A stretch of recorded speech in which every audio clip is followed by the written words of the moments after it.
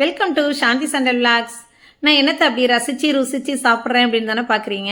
வாங்க, நான் என்ன சாப்பிட்றேன், அதை நான் எப்படி பண்ணினேன் அப்படிங்கிறத சொல்கிறேன்.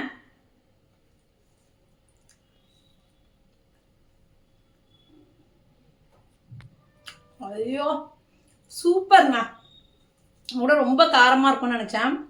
ரொம்ப காரம் இல்லை, கரெக்டாக இருக்கு. சரிங்க.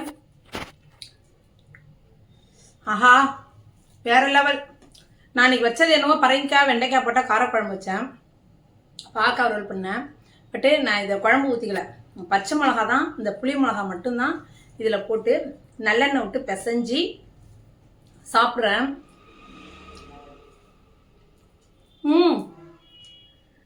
சூப்பர். பாவா, ஆஹா அருமை. பரங்கிக்காய் ரொம்ப பிடிக்கும். சூப்பர். நான் போய் உட்காந்து சாப்பிட போறேன். சூப்பரா இருக்கு. புளி மிளகா பக்கா. நான் புளி மிளகாய் தாங்க பண்ணினேன். வீட்டில் எக்ஸஸாக பச்சை மிளகாய் நிறைய இருந்துச்சு. அந்த டைமில் இது மாதிரி நீங்கள் செஞ்சு வச்சு சாப்பிட்டு பாருங்களேன், செம்மையாக இருக்கும். மிளகாவோட காம்பை எல்லாத்தையும் கிள்ளிட்டு நல்லா வாஷ் பண்ணிவிட்டு நடுவில் ஒரு கீரல் போட்டு வச்சுக்கலாம். நல்லா தண்ணியில் நல்லா வாஷ் பண்ணிவிடுங்க. இவ்வளோ மிளகாவுக்கு நான் 100 கிராம் போல் புளி எடுத்திருக்கேன். புளியை கொஞ்சம் நல்லா திக்காக தண்ணியில், அதாவது ரொம்ப தண்ணி ஊற்றி ஊற வைக்காமல் கம்மியாக தண்ணி ஊற்றி ஊற வச்சுக்கோங்க. திக்காக ஊற்றணுங்க புளி. இதில் இது மாதிரி கீரல் போட்டு வச்சு அதில் புளியை கரைச்சி ஊற்றணும். நான் முன்னாடியே சொன்னது மாதிரி ரொம்ப தண்ணி சேர்த்துறாதீங்க, கொஞ்சம் திக்காக தான் இருக்கணும். இதுக்கு 1 ஸ்பூன் மஞ்சள் தூள் சேர்த்துக்கிறேன்.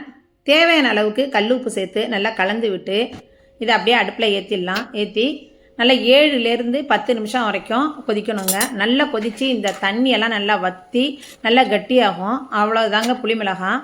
இது வந்து சம்மர் டைம்லலாம் வச்சு நல்லா கட்டியான பிறகு வெயிலில் எடுத்து வச்சு ஒரு பிளேட்டில் வச்சு காய வச்சு எடுத்தீங்க அப்படின்னாலே எண்ணெயில் போட்டு பொரித்து சாப்பிட்லாம். இது அப்படியே சைட் டிஷ்ஷாக சாம்பாருக்கு, புளி இல்லாத குழம்புக்கு எல்லாத்துக்குமே சாப்பிட்லாம். ஆனால் இன்றைக்கி நான் சாதத்தில் போட்டு சாப்பிட போகிறேன். இன்றைக்கி ஆக்சுவலாக நான் பரங்கிக்காய் வெண்டைக்காய் போட்டு புளிக்குழம்பு வச்சுருந்தேன், பாகக்காய் வறுவல் பண்ணினேன். எனக்கு இந்த புளி மிளகாய் பண்ணோன்னா அதை சாதத்தில் போட்டு சாப்பிடணுன்னு ரொம்ப டெம்டிங்காக இருந்துச்சு. ஸோ நான் அதை போட்டு நல்லெண்ணெய் விட்டு தாங்க சாப்பிட்டேன். நான் ரொம்ப காரமாக இருக்கும்னு நினச்சேன். கண்டிப்பாக காரமாகவே இல்லை, அவ்வளோ டேஸ்ட்டு அட்டகாசமாக இருந்துச்சு. இதுக்கு தயிரும் நான் வச்சுருந்தேன், பச்சைப்பயிறு சுண்டலும் பண்ணியிருந்தேன். நீங்களும் இது மாதிரி புளி மிளகா செஞ்சு சாப்பிட்டு பாருங்கள், எப்படி இருந்துச்சு அப்படிங்கிறத மறக்காமல் கமெண்ட் பண்ணுங்கள், லைக் பண்ணுங்கள், ஷேர் பண்ணுங்கள். சாந்தி சண்டல் விளாக்ஸை சப்ஸ்கிரைப் பண்ணுங்கள். சூப்பர். நான் போய் உட்காந்து சாப்பிட போகிறேன். சூப்பராக இருக்குது புளி மிளகா பக்கா. கண்டிப்பாக மஸ்ட் ட்ரை.